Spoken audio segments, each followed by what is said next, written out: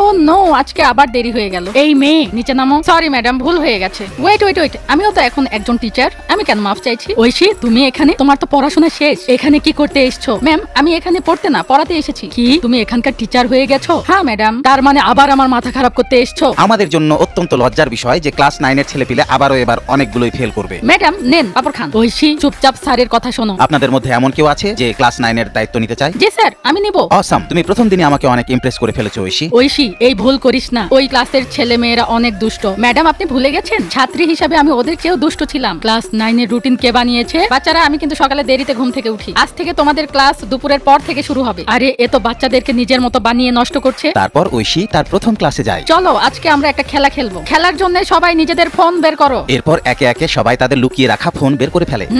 এখন সবার ফোনগুলো আমার কাছে নিয়ে আসো। আমি আগেই ম্যামের বুদ্ধি বুঝে নিয়েছি। ফোন বের করলেই জমা নিয়ে নিত। তুমি ফোন দাওনি? দাও। আর বন্ধুরা লাইক দাও।